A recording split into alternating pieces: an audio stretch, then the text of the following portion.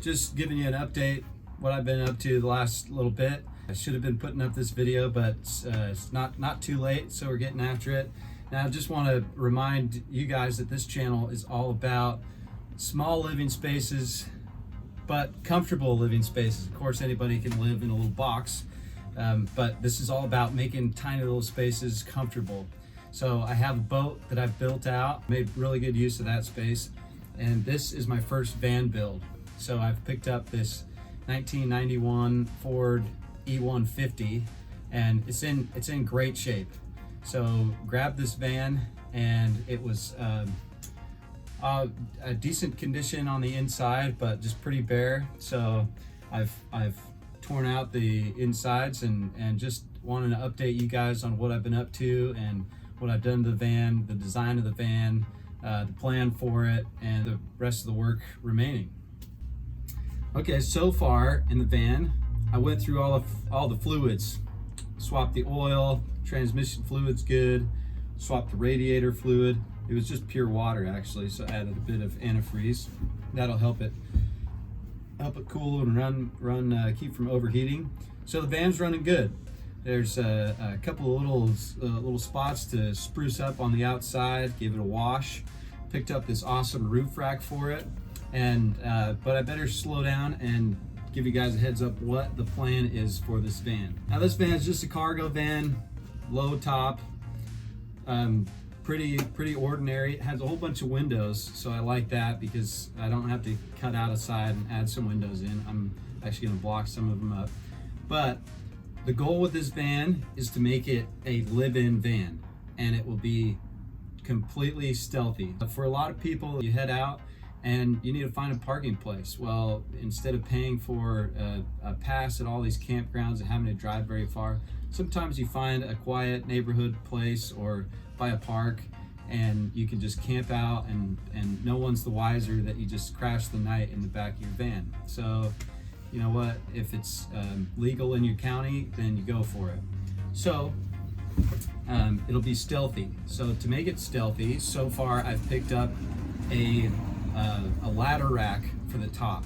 That's the generic work van ladder rack. And I've also got an old aluminum ladder, which I'll chuck that up there. And I'm not gonna put in curtains. I think curtains are the #1 sign that someone lives in a van. Now, it isn't always the case, but you drive by a van and you're like, man, there's curtains and a solar panel on top. Somebody probably lives in that thing. So nix the curtains, and we'll just block up the windows and make some panels you can stick in there for the windows that stay open. And the ladder on top will not give away anything, not let anyone know that you could be sleeping in the back of it. Okay, so I've chosen the layout for my van. I did that before I started doing anything except for clean the van and get rid of the wheelchair lift that was in the van. This was actually a wheelchair accessible vehicle, and so I was able to just throw that up on Craigslist, and someone came and picked it up, and got that off my hands. So I came up with the layout for the van even before I started, and I'd recommend that for sure. Here's how the layout goes. I plan to separate the cab from the back of the van. This will be completely enclosed, but I love the idea of having access to the cab from the back. So this opening here, from here to there, will be a door that you can open and slip right in there into the cab. This will have a cutout to slide a 12-volt refrigerator in where the passenger seat was. You can see I removed that, and that's not going back in there. Planning this as a live-in van just for one person. So no need to drive around a passenger. You just stay in local. Okay, so the rest of this gets walled off. 12-volt fridge, which will be powered right over here with my battery station. The bed area will be right in here, right from about here over. Be a twin size bed, not a full size bed, twin size bed. And that will come across and leave me a 1-foot walkway between here and some cabinets with a countertop and a sink and a water jug with a little rechargeable pump right on top of the 5-gallon water jug. So I have counter space and a walkway. You walk all the way down here with a tall cabinet here for storage, and then little cubbies right underneath the bed here. Should leave me with a bit of room underneath the bed for storage, aka the garage of the van. You can slide your 6-foot surfboard in there. I hope there's going to be room for that.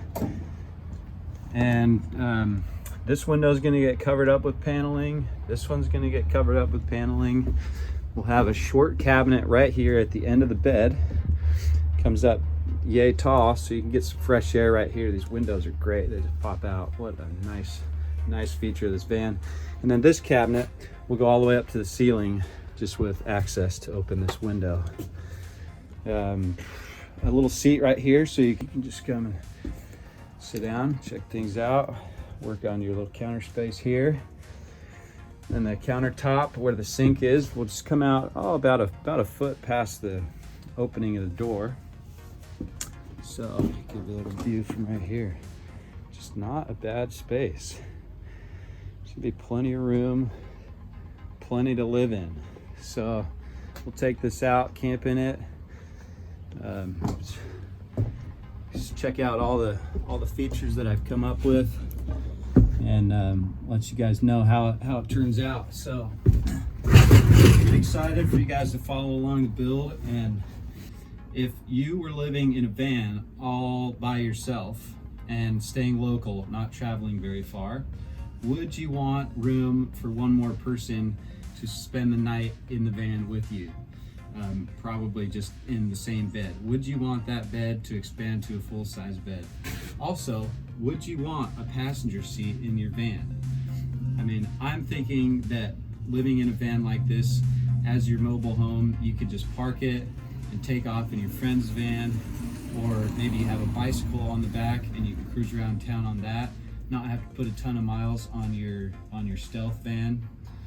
But let me know what you guys think. Would you want those features for a second person in your van? So anyways, that's been keeping me busy, and I will keep you guys updated on how this build goes, and also get back to working on my boat. So if you haven't checked out my boat video, go ahead and check that out. There's an awesome tour of the boat that I've built to live on. So it has plenty of living space. Well, that wraps it up. I want to thank my sponsor, Home Depot. Not really my sponsor, but hopefully they will be, because man, materials are expensive right now. So anyways, thanks for watching. Subscribe, check out my next future videos on this van build, and also an update on my boat as I get that out and cruising out in the sea. So catch you guys next time.